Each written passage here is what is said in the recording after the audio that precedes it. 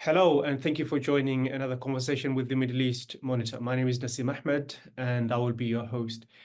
Today, we are reviewing a new documentary, The Soil and the Sea.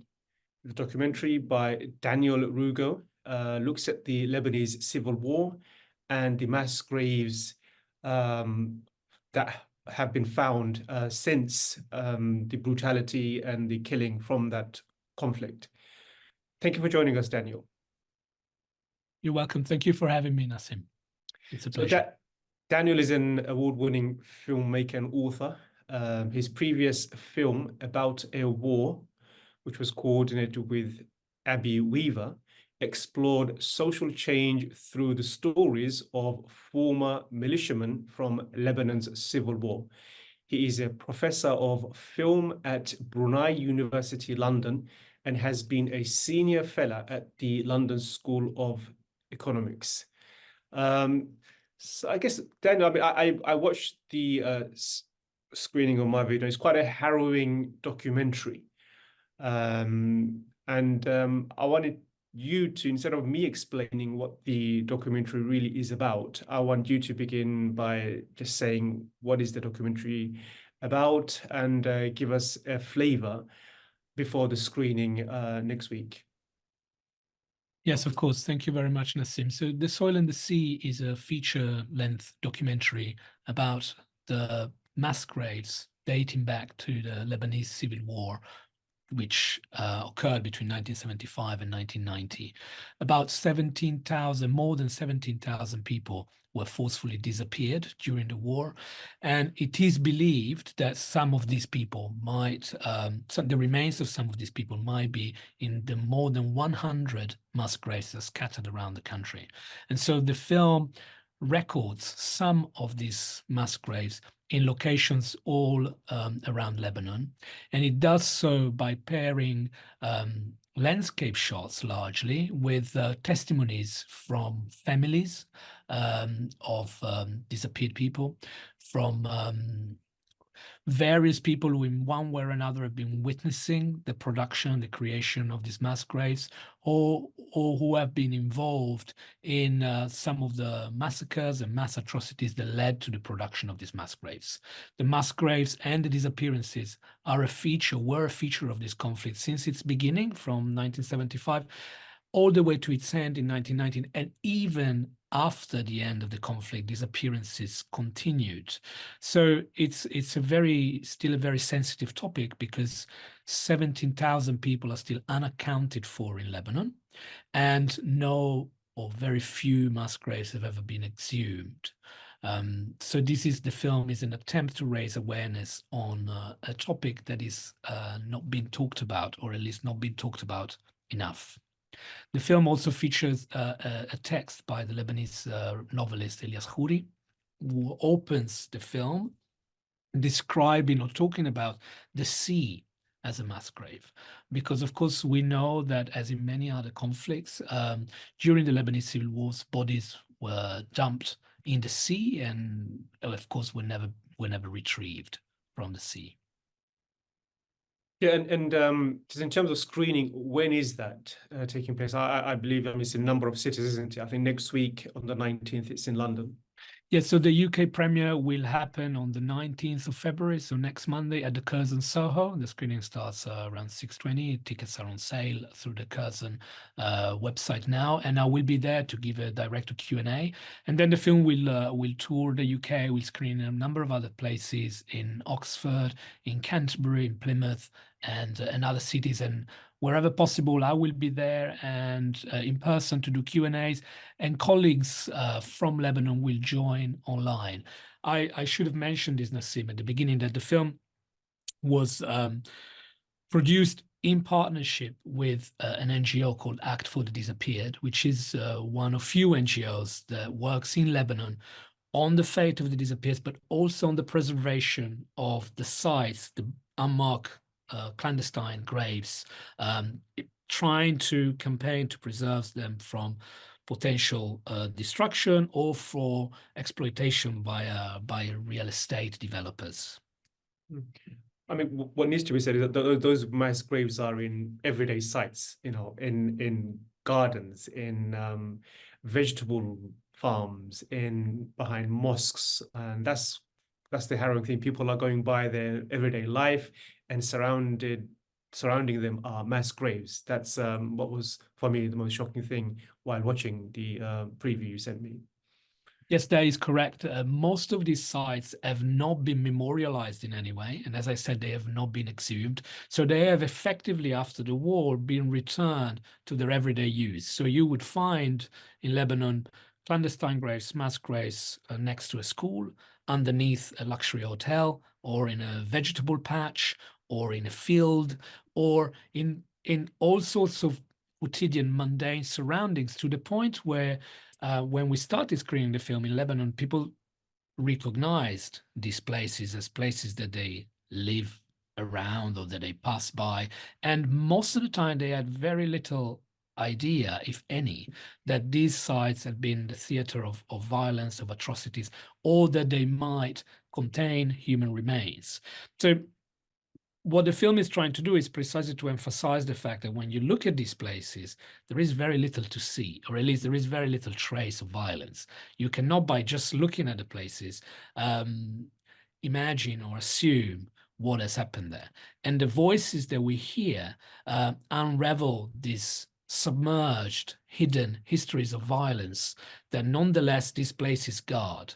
For instance, in one case, in a place called Tahwita in Beirut, one of the person who speaks to us describes this vegetable patch where she knows from having witnessed atrocities happening there, the human remains might be buried.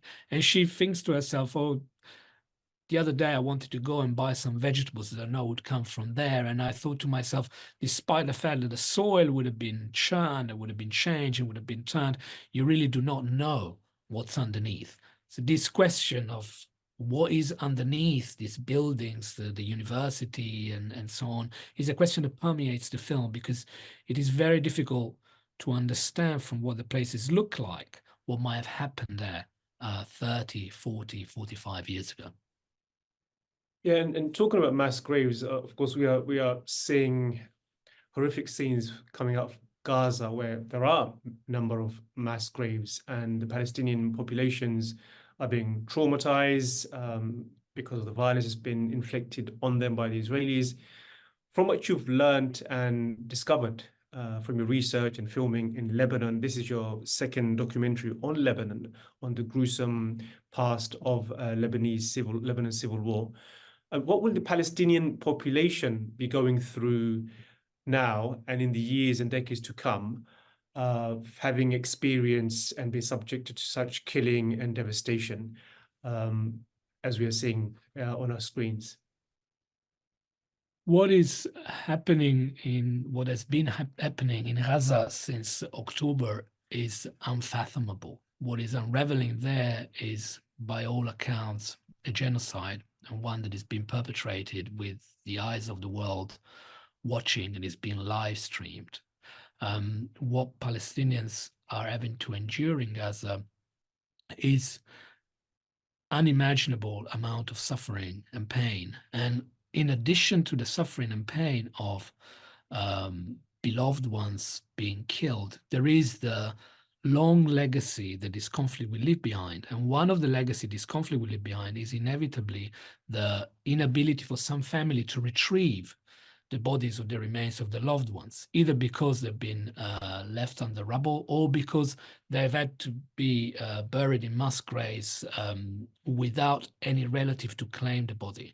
And we know from the research we've done from the film that this phenomenon that goes by the name ambiguous loss is the one that is particularly difficult to reconcile with and to come to terms with. So relatives and families who have people who have disappeared, who are in mass graves, who have never been able to claim a body back, cannot perform burial rites, cannot therefore achieve that kind of closure that a funeral or burial rites in general would grant you, which of course does not take away the pain of losing a loved one, but allows you to pay tribute to the martyr, to pay homage to the person that you have lost, and to find a resting place for them.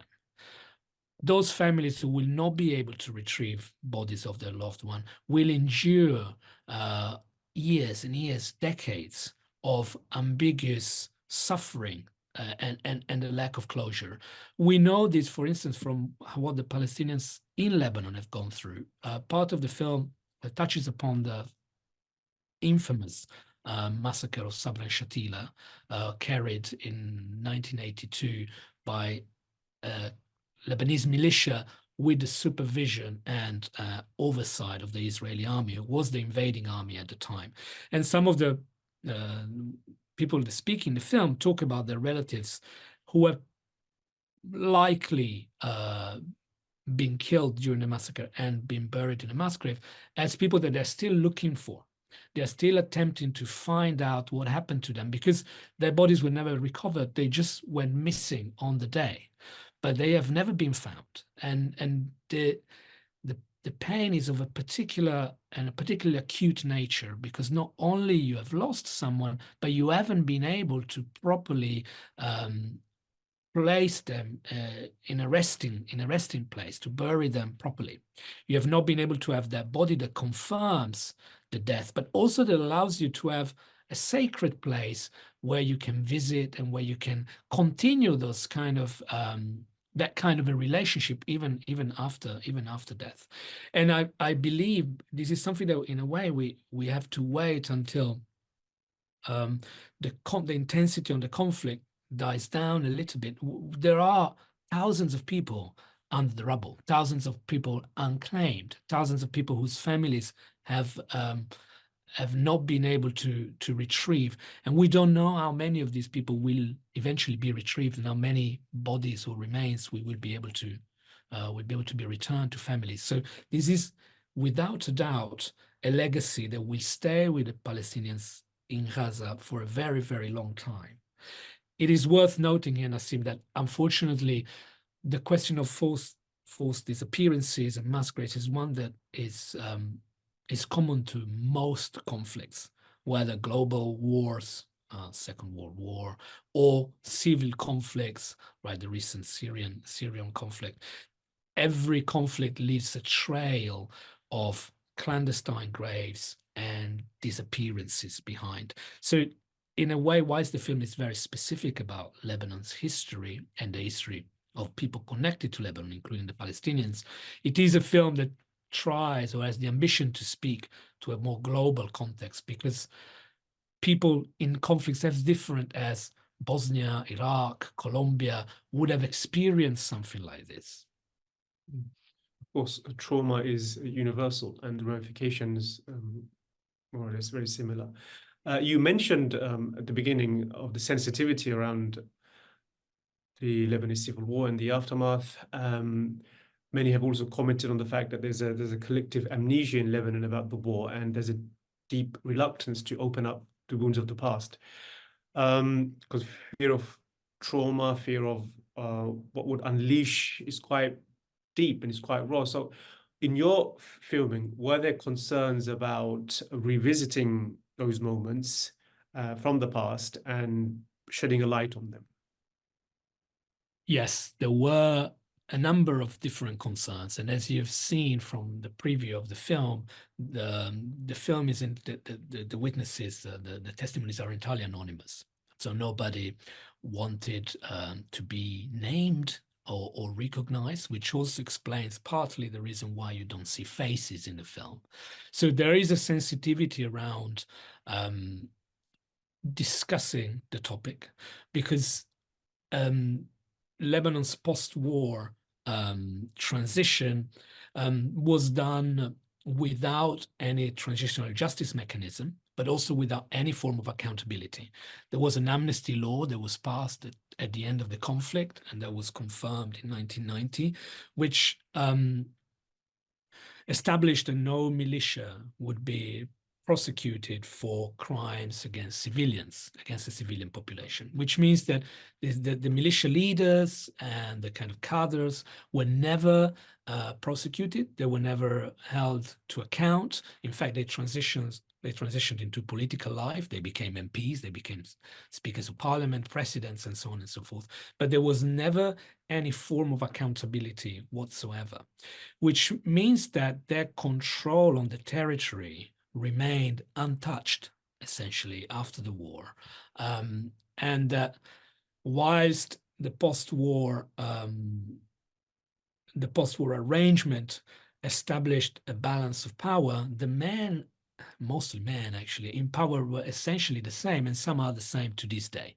So there is a reluctance to speak out about this because, of course, this would mean calling out specific perpetrators, and in some cases, individuals who have been responsible for specific mass atrocities. And some of the people in the film do say, how can you expect to move on when the perpetrators are still living in our midst, when we still live in a system marked by the post-Civil War arrangements and by the actors that were prominent during the war. So there is if you want, a security issue there, which is felt more by certain groups and less by others. There is certainly, for instance, the feeling that those who, for instance, in the film, you have stories of people who have been kidnapped and forcefully disappeared, and some eventually returned by the Syrian regime. There is a sense that the Syrian intelligence still operates in Lebanon, and therefore that anything that could reveal imply the Syrian intelligence, the Syrian regime in what has happened in Lebanon would be problematic. But there is also a more personal, private, if you want, emotional concern in that revisiting some of these events is extremely painful on a personal level. And it's extremely painful because the horizon does not seem to present much opportunity for justice. Lebanon has established a new national commission for the missing, and this national commission is tasked with investigating some of the forceful disappearances and some of the mass graves. But the remit of the National Commission is one of fulfilling a right to know, a right to truth of the family. So even if the National Commission is extremely successful and families will find out the fates of the loved ones, there won't be an accountability element to it. So there is no sense that justice will be served anytime soon. And of course, this makes talking about and reminiscing about these events even more painful. And so you just explained the complexity of the Lebanese civil war. It wasn't really just a civil war. There were foreign actors. You had Israel, Syria, and many other foreign states involved, not to mention the various militia within Lebanon as well. So given the complexity, I mean, how did you go about choosing the testimonies and the eyewitnesses? Because there are victims and there are perpetrators on many sites within the Lebanese Civil War. So how did you go about doing that and to make sure that you're not seen to be pushing one narrative or blaming one victim or one perpetrator over another? Yes, you're absolutely right. The complexity of this conflict is something that is often evoked when discussing the war.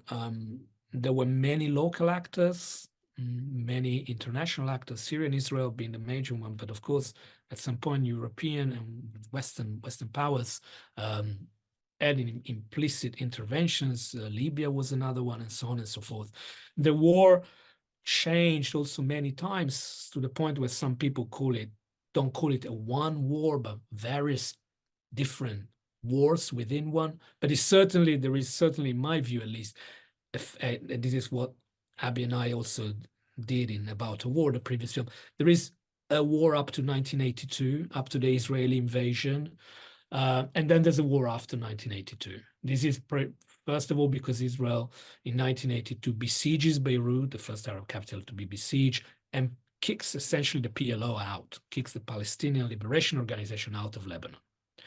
And that changes completely the game entirely. And also because after 92, then you have the rise of political Islam in Lebanon as well, which wasn't really an actor up to that point. So militias like Amal and Hezbollah and become a lot more prominent. So in choosing the testimonies, we had to also account for this complexity. And as you can see, the film does not try to offer context as to the Lebanese Civil War. Deliberately, we decided to focus on the personal trajectories and on the personal stories, leaving the more geopolitical, sociological, sociopolitical background to the side. So for those who are not particularly knowledgeable about the Lebanese Civil War, really the film is not explaining to the audience what the Lebanese Civil War is. It's trying to get you to focus on specific histories and on what one could call communities of suffering, if you want. The fact that across the Lebanese territory, across the different sectarian groups, political affiliations, everybody lost someone to an enforced disappearance. Everybody would find remains in a mass graves. We did not manage to cover all areas for various reasons. The south is more difficult to access. The south, the part of Lebanon that borders with Israel. Some communities were more willing and some people were more willing to speak than others. And also the film obviously is only 75 minutes, so it was impossible to cover everyone. So we tried to maintain a balance, to make sure that we were not singling out one actor, or to give the impression that the film was done so as to attack one particular local actor. But we really try to focus on the personal stories so that you're not really necessarily trying to assess the winners and losers of the war, or who has perpetrated more atrocities, or who is more to blame for this, but rather we're trying to get the audience to tune into the personal element, the personal dimension of loss that there is in these stories. Yeah, watching it, I mean, there was this feeling in me that you're almost like walking a tightrope, not to offend anyone. I mean, am I right in saying that? Was that intentional? I don't think it necessarily was intentional, but perhaps I do share the impression that in a way, maybe we could have done more to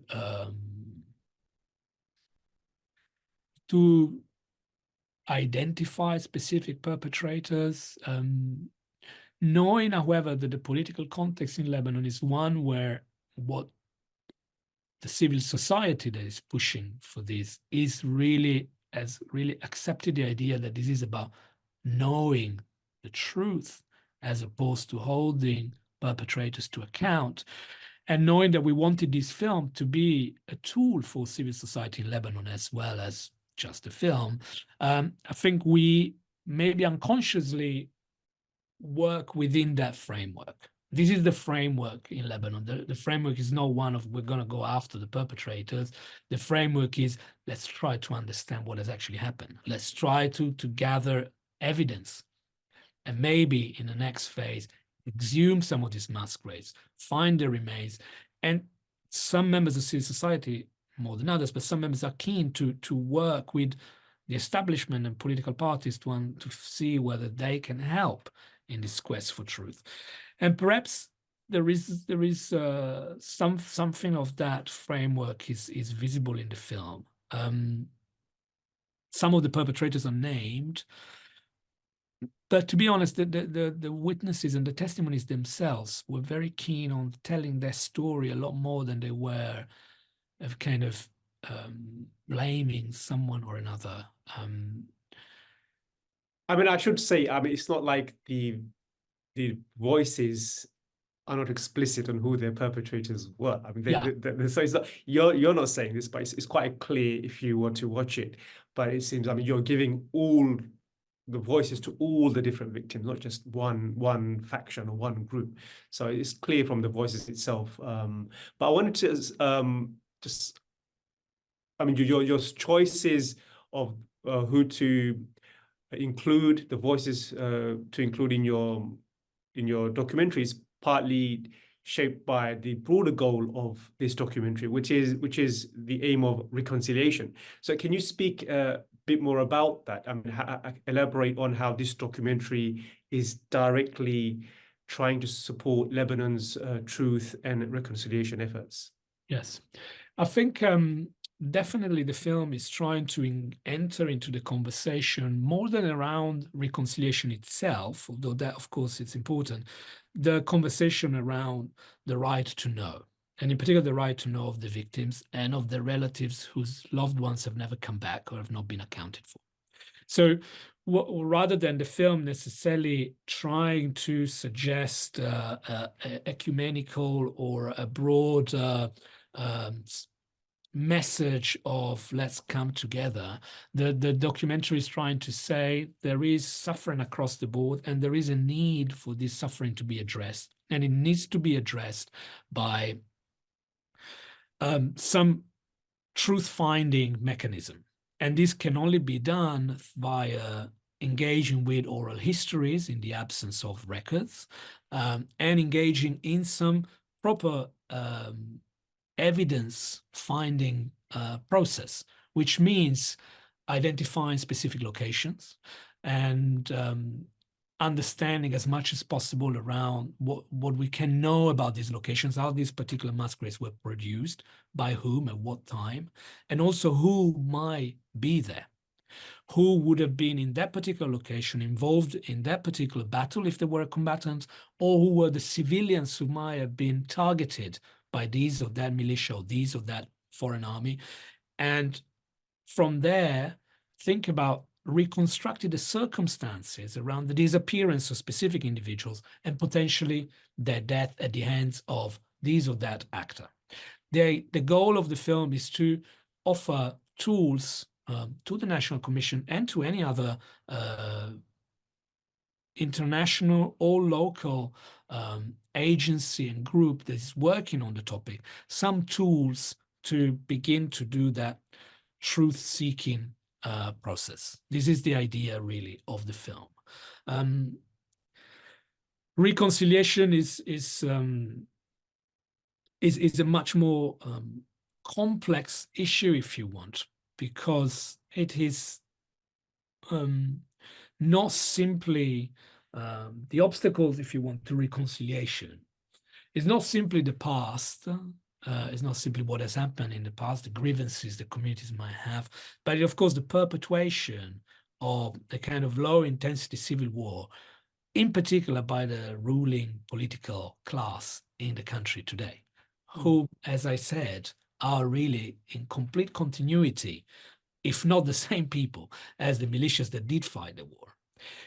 And then there is, of course, a geopolitical context that needs to be taken into account, where alliances vary. And we've seen this during the filming of About a War and during the filming of these, that, of course, for instance, the war in Syria contributed a great deal to a polarizing Lebanese society, because different groups feel themselves closer, more or less, to the Syrian regime, more or less to the opposition, more or less to the Syrian Intifada, to the uprising.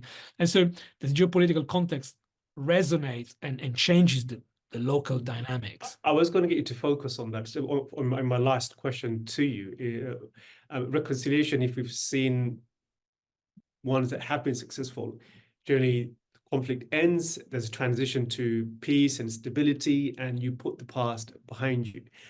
You can, for example, talk of Australian reconciliation with the Aborigines. You know, there's an effort nationally to recognize that the past was really awful and terrible, and you move on, and you have decades and decades of peace and prosperity. But Lebanon hasn't really had a chance to do that. It's still fractured politically, socially, communally. It's still being attacked and targeted by Israel. There's constant battle, and economically, it's been completely decimated. So in that kind of context, I mean, how challenging is it for you to be able to achieve your goals and your aims of helping Lebanon's civil society to move on, find reconciliation, find peace. That seems like an almost impossible task, in my view, given how fractured things are still. It is difficult, but it's also true that there is, and there has been for a very long time, a very vocal, organized civil society that goes from academics to activists to organizers of all different sorts, that has been not just extremely active, but in a way quite successful in building networks. And these networks were then visible during the Lebanon rising of the just before the pandemic, the October uprising, where you could see that there were networks of civil society that managed to organize and to come together against a ruling class that is clearly not intending on relinquishing any power. So having said that, within these networks, precisely perhaps because there hasn't been an official Truth and Reconciliation Commission or any kind of mechanism of this kind, the arts have done a lot of work. So you will find that actually films, novels, other art forms have really opened up the conversation around the legacy of the war and how the country can move beyond that, or at least how the country can process and go through what the war has meant, have played a very prominent role. So whilst on the one hand you have the absence of a top-down institutions that promote dialogue, foster justice, and so on and so forth, there's been a very strong bottom-up movement that has really tried to engage with the legacy of the war at the community level as well as on a more national level. And often this work has been aided, supported, and has coagulated and manifested in artworks of one kind or another. And film certainly has been extremely apt at capturing these and giving form to these. And so you find that actually there are already channels there, and apart from myself, actually, everybody else who worked on the production of the film, from the producer down to the cameraman, were all Lebanese. So we're people who have a very direct experience of this. There are channels where the film is already circulating that are trying to contribute to work towards that conversation. The issue, in a way, is breaking through the level into the political elites who are, despite all the crisis that you've mentioned, including this devastating financial crisis, they are really not in any way willing to reform or to relinquish power. But at the level of civil society, there has been for many years a lot of movement and a lot of work. And it's really thanks to the work of the civil society, for instance, that now the National Commission exists. It certainly hasn't been established thanks to the work of the politicians, of the ruling political class.